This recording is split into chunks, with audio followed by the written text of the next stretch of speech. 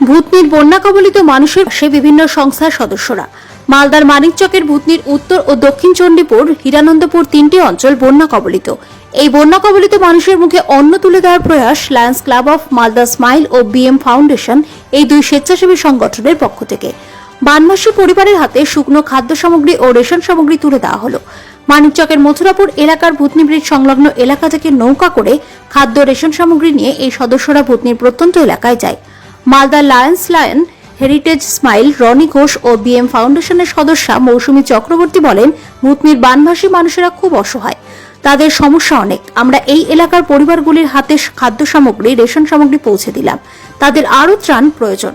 আমি প্রশাসন সহ অন্যান্য স্বেচ্ছাসেবী সংগঠনকে অনুরোধ করব, আপনারা ভূতনির বানভাসীদের পাশে দাঁড়ান।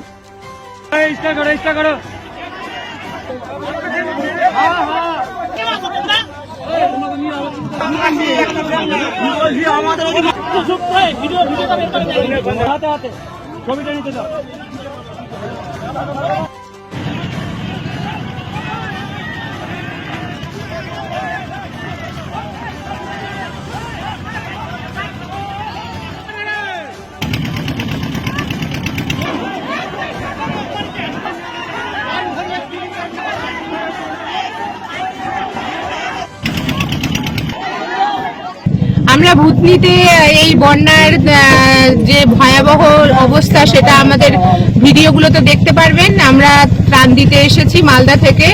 আমরা Lions Club of Malda smile heritage আর বিএম ফাউন্ডেশনের তরফ থেকে আমরা কিছু ত্রাণ দিতে এসেছি। আমরা এত লোক এখানে যারা বন্যা কবলিত অবস্থায় পড়ে আছে, তো আমরা চাই যে আমাদের এই ভিডিওটা দেখার পর আরো লোক এখানে এগিয়ে আসুন, এনাদের হেল্প করুন। আমরা ভূতনির উত্তর চণ্ডীপুর যাওয়ার চেষ্টা করেছিলাম, কিন্তু আমাদের রাস্তাতেই যা অবস্থা আমাদের সব দিয়ে আসতে হয়েছে। আমরা ভেতরে যেতে পারিনি। আপনারা আশা করব যারা যাবেন তারা ভেতরে গেলে আরো তাদের সুবিধা হবে। আবার আমরা আসবো। মানিকচকের ভূতনিতে আজকে এখানে বন্যা কবলিত এলাকার পরিস্থিতি খুব খারাপ। তো বন্যা কবলিত মানুষদের, অসহায় মানুষদের কিছু ত্রাণের ব্যবস্থা নিয়ে আমরা এসেছিলাম। চাল, ডাল, লবণ এসব ছিল, সেগুলো আমরা এখন এই মুহূর্তে দেওয়া শেষ করলাম। এখানকার পরিস্থিতি খুব খারাপ, অতটাও ভালো নেই।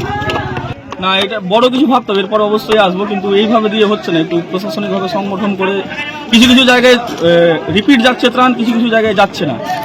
এইখান থেকে নৌকাদের ভাগ করে দিলে ভালো হয়। এই নৌকাটা ওই জায়গাতে যাবে, দিবে।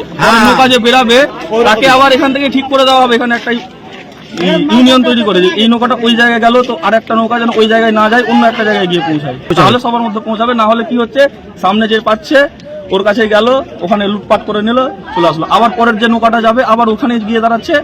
আগের লোকটি পেয়ে গেল, কিন্তু অনেক লোক আছে যারা পাচ্ছে না এখন। পাথর ছাড়াই প্রতিকার সম্ভব। মালদার প্রাচীনতম ভৃগু বংশ জ্যোতিষী পণ্ডিত এস শাস্ত্রী।